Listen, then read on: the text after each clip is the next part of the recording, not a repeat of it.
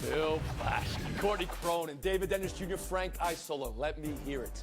Most impressive team from week one. Who you got? The Rams. 49ers. Biggest woof from week one. Let me hear it. Ooh, The New York Football We will Giants. react and we will overreact. And also, look at this. Gah! How do you do, fellow fans? Kind of looks like somebody we know. Let's go around the horn. Is that Bob left or the right? Pablo, who said Pablo? That's who I thought. I thought it looked like Pablo. He is our most robotic of panelists, right? In some way. The robot revolution.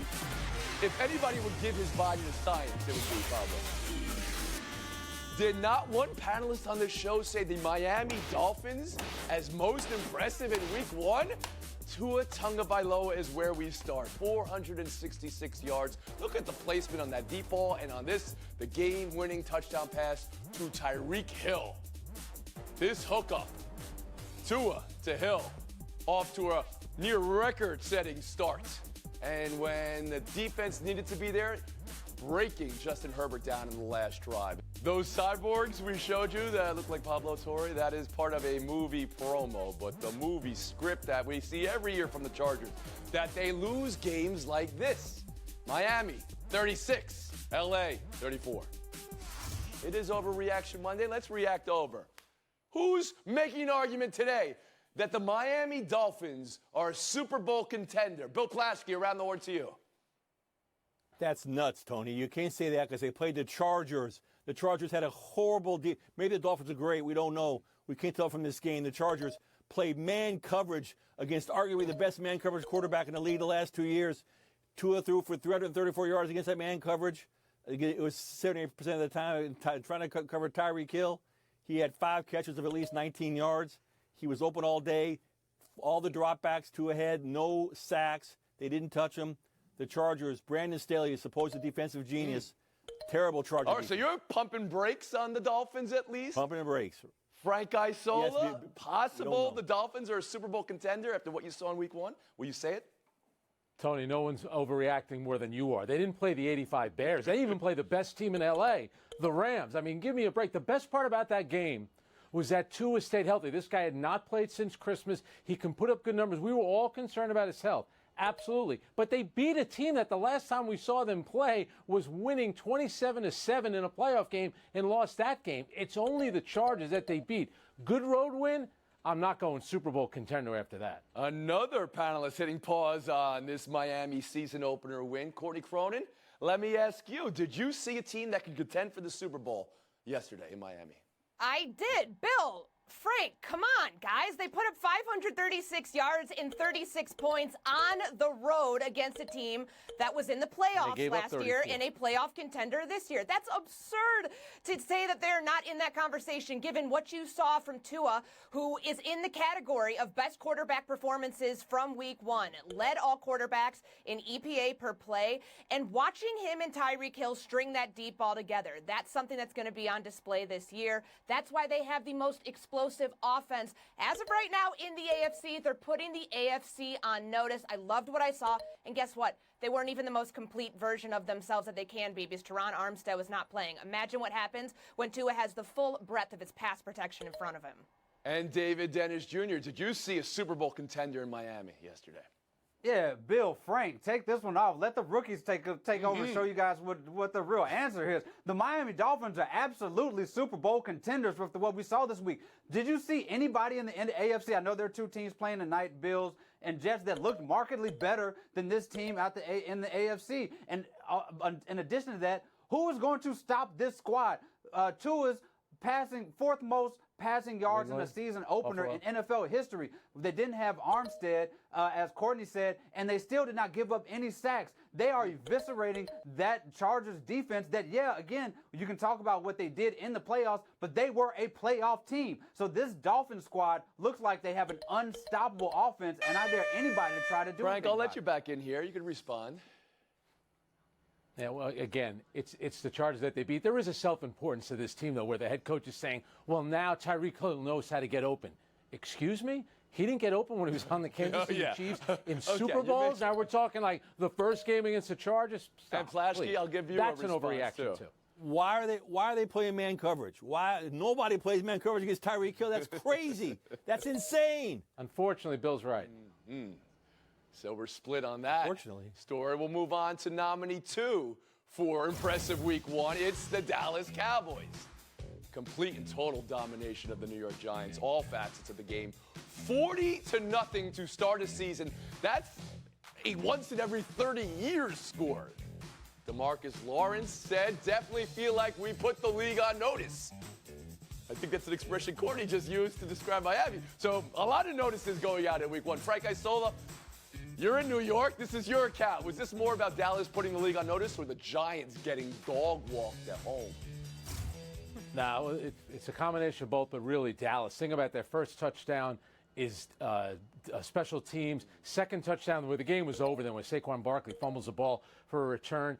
Think about this, though, about the Giants. When they lost to the Eagles in the playoffs, they lost 38-7. They lost 40-0. That's 78-7 in their last 2 games against division opponents. Dallas, though, talent-wise, is at a different level. The big question will be, and they didn't need Dak Prescott last night, later on in the season, can he be a guy in the fourth quarter to lead them to a winning score? That's going to have to happen at some point for them to be a Super Bowl team, but that was impressive. But walk us the whole way through then. Is Dallas a Super Bowl contender in Europe after week 1? Have you seen enough to say that? They were. Yes, they were last year. They're absolutely David Dennis Jr.? This is about the Dallas Cowboys defense and the Dallas Cowboys overall, showing that they got the best personnel in the league. What they did defensively to the Giants, now the Giants made some, questionable game decisions there with the way they played Daniel Jones and acting like he need to play out that big contract he had instead of pulling back the reins a little bit. But 65 plays, 30 of those plays were for 0 or negative yards. That Cowboys defense was zipping up and down the field, and the way that they were showing the statement at the end of that game, they could have given up a garbage touchdown, and Stephon Diggs chased down the receiver and got a fumble. They were not letting anything past them at all that game. 4-0 is a statement, and yeah, they're a Super Bowl team. They're right there at the top of the NFC. Courtney Cronin. They scored 40 points on the road, and none of those came via a passing touchdown from Dak Prescott. That's impressive, but this is about the defense. Micah Parsons is right. They do have the best defense in the NFL. When you think about what they do every single time they face Daniel Jones, they have him under pressure. He doesn't have time to think. He most certainly did not yesterday, under pressure on 55% of his dropbacks. And from the very start, after they gave up those 38 yards, which was the second most of anything throughout the game, they only allowed the Giants to gain more than that on 1 of their 11 remaining drives. And Bill Plaschke, I'm sensing a trend here. Everybody loves what Dallas did. How could you not? What did you see specifically? I loved it, too. This is a Super Bowl team. 11 different players got pressure on the quarterback. This is the most impressive opening day shutout in the NFL in 24 years. The Cowboys had 7 sacks and 3 takeaways for the first time in 31 years. Dallas was overwhelming. This is a Super Bowl team. Frank, talk to me about the Giants. Playoff team last year. You mentioned that didn't go well in the second round. They did win a playoff game versus Minnesota, but they had an offseason where they spent money on their quarterback. They spent money on their running back, and here we are. Do you think any differently of them going into week 2 of a season? It's shocking the way that they played when they've had all offseason to prepare for this one game. I still worry about Daniel Jones. To me, the jury is still out. I know they gave him a lot of money, but this league is so quarterback-driven. Is he really that guy? I get he could win 1 playoff game. Can you win multiple playoff games? I'm not so sure. They are very happy to run with him. And he wasn't protected either. He's very good running the football, but that's almost like found money, right? When you find money in your pocket, oh, what's great. I mean, he was getting hits. He can't take hits like that. Yep. They had the turf all over his face. He had those images last night. One more nominee for most impressive week 1. It's not a team, it's a player.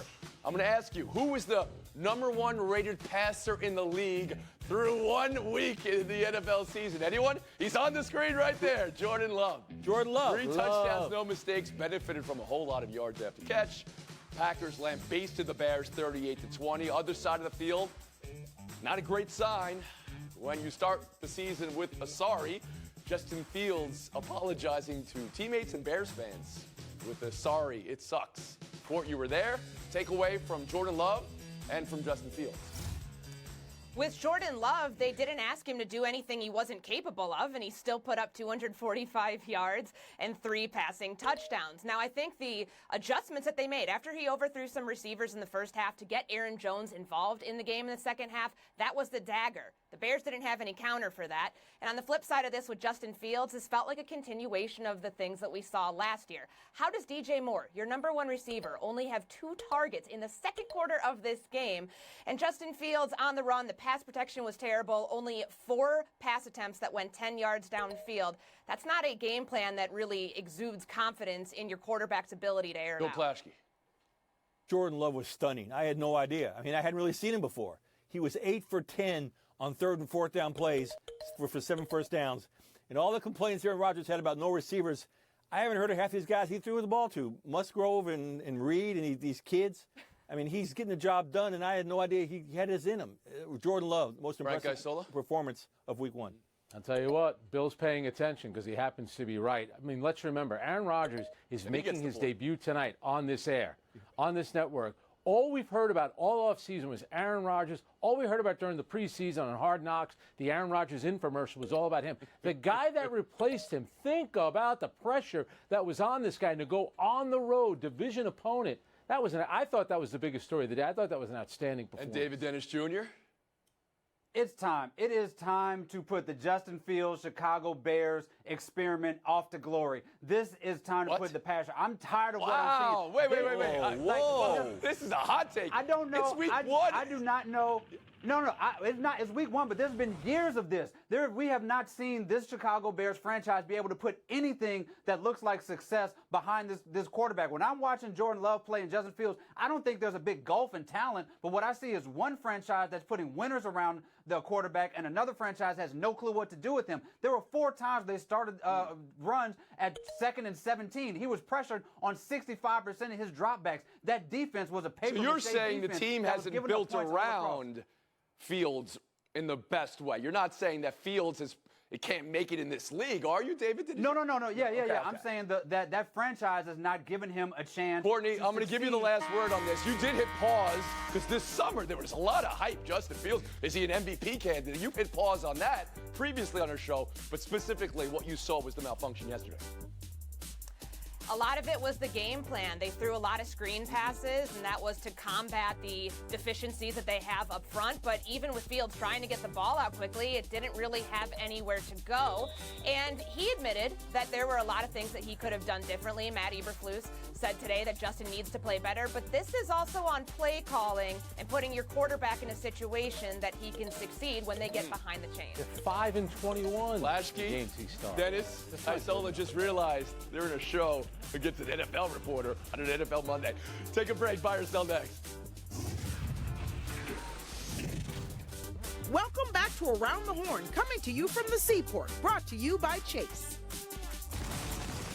Joe Burrow signing the richest deal in NFL history Saturday.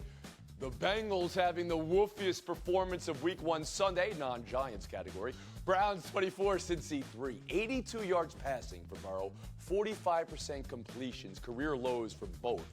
Courtney, are you blaming the matchup, the calf injury that kept him out for a month of the preseason, the rain, or are you crediting that blitzing Browns defense? There were 12 minutes left in the first quarter when Myles Garrett is crossing up the Bengals' offensive line. This has everything to do with Cleveland's defense. Jim Schwartz was in his bag. Remember, this is somebody whose MO is not to blitz. They blitzed Joe Burrow on 39% of his dropbacks yesterday, and they wanted to switch up the looks. On that sack that you showed, the 4th and 4, you know where Myles Garrett was lined up? At inside linebacker. 3 other plays where that happened, 3 incompletions. David Dennis Jr. There are a lot of things that you can just brush off this week. The rain, you can say that Burrow's leg is going to get better. You can talk about this weird stat that since 2021, the Bengals have lost 5 games by more than 3 points. 4 of them have been to the Browns. Those are sort of weird things. But one thing that you cannot brush off is the fact that the Achilles heel for this Bengals has been that offensive line, and they got destroyed once again, and they cannot hold up against a high-level defensive line. Yeah, the Browns may have a legit defense, but let's remember, Joe Burrow did get hurt on July 27th, and you have to be really concerned because this guy has set a certain standard, and clearly he was below standard in that game. He didn't look like I could move that well. How long is it going to take him to get healthy? Big concern for the Cincinnati Bengals. Bill Plaschke. Yeah, this is about Joe Burrow. He could barely walk out there. You could see him in the sogginess, and the leg hurt him. He was blitz. He couldn't handle the blitz. Remember last year he threw 4 picks in the first opener. The Bengals lost their first 2 games last year. He'll be fine. They did respond very well. The question I would then ask is this an after effect of starters not playing in the preseason? Because we may have had that with another team in our next topic. Eagles-Patriots. Philly jumped out 16-0 so quick. And then the slog came. Final score 25-20, Philadelphia. Mac Jones to Butte was inches away from being another first down and a real chance for New England to win this game late. Eagles coach Nick Sirianni said the starters not playing in the preseason was the reason for the up and down game. David, buy or sell that? I'm selling that. 1 or 2 series is not going to determine how you play in week 1, and they need the rest, quite frankly, because inexplicably they play a game in 3 days on Thursday night against the Vikings team. They need all the rest they can get. This is about the Patriots team being the Patriots, being the Bill Belichick coach team, despite his poor decision to go for 4th and 17 at the end of that game. He's a defensive mastermind. He knows how to slow down these offenses. Mac Jones is going to look better when he has a competent actual offensive coordinator there. They were at home. It was rainy. These are the games that you can win ugly if you're the Eagles. So a win is a win for you, and you're all right with Philly. Frank Isola? Yeah, David is right. That's a Bill Belichick defense, number one. You are getting a win on the road. I don't think Nick Sirianni says that after the game if they had lost. He would have said, you know what, maybe I shouldn't have done better in the preseason and played these guys. He said that to placate the media. Yeah, you guys are right. Maybe we'll play more. Then he talked about 1 or 2 series they would play. He said it to placate the media? Is that what you just said? 100%. You think he cares what you people think? No. Bill Plaschke. A team in my town invented the act of not playing players in preseason. The Rams, yeah. And they went to two Super Bowls in 4 years. So, no, don't do it. Don't risk the injury. This is Bill Belichick having 8 months to prepare. This is the Eagles with a new coordinator. This is them just getting their feel for the game. And they won the game. And they won. What are we talking about? They won the game. Tony Cronin. That's the bottom line. This is a lot about Bill O'Brien and what he's dialing up for this New England Patriots offense. Right? Yeah. I do. They had 2 chances to win this game in the final 5 minutes to come back and take the lead, and a lot of it was unforced errors. There was the Kendrick Bourne drop on 3rd and 12. Kayshon Boutte on 4th and 11 couldn't get the other foot in. But I do like what I saw. I think this is going to really help Mac Jones in his development. And for Philly, any stock in we didn't play in the preseason, so we're off to the start you saw. Do you buy that? I don't think it's a throwaway excuse, but I don't think it's going to change anything at this point next year either, that they will have played their starters more in the preseason. Frank Isola, interesting strategy from him today. He liked the points everybody else made, which then made me give everybody else points and say goodbye to Frank. Thank you, Frank. David Thanks, Dennis buddy. Jr. as well. Phil Plaschke, See you later. Cronin, showdown next. All 3 rookie QBs who started lost. Rookie running back and joker Bijan Robinson scored for the Falcons in their win. Every new coach lost, including Sean Payton after all the talk he had this offseason. Which of the debutants you want to talk about, Bill Plaschke? I'm going with Anthony Richardson. I think he showed so much promise, threw for a touchdown, ran for a touchdown, and had his team in a position to win the game in the fourth quarter. Tony Cronin? Did you see the juke move that Bijan Robinson put on that Carolina defender in the highlight? This is exactly what Arthur Smith promised us. He is an explosive playmaker, and he contributed early. Nobody wants to say Sean Payton after all the talking. The Broncos scored 16 points, the same points per game average they had last year in a loss at home to the Raiders. We'll move on. Another nominee for most impressive week 1 was the San Francisco 49ers. You know how they smoked the Steelers 30-7, but Nick Bosa after the game said, Brock Purdy shut up some haters. Courtney, can you have a hate-shutting week 1 win? Brock Purdy sure can. This team came out with their hair on fire, and this is the best defense that they're going to face in the first quarter or so of the season. Brock Purdy, with the elbow injury, looked awesome yesterday. Good on him and shutting up those haters. Plaschke? Whoever they are. If their hair is on fire, good thing you're wearing helmets. That's really opportune. No, I'm going for Brock Purdy, the first quarterback in history to win his first 6 games and throw 2 touchdowns in each game. He's for real. That's a good stat. I didn't know there were any haters for Brock Purdy. Everybody loved him. He was the last pick in the draft. Neither. He had a near-perfect rookie season until he got hurt. We'll move on. Showdown 3, U.S. Open, the bigger result. Coco Gauff winning major number 1, or Novak Djokovic winning major number 24, Bill Plaschke.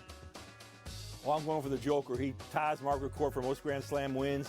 He's the oldest Open winner in nearly 100 years, and he wore number 24 and honored Kobe Bryant after the game, bringing the Lakers to New York.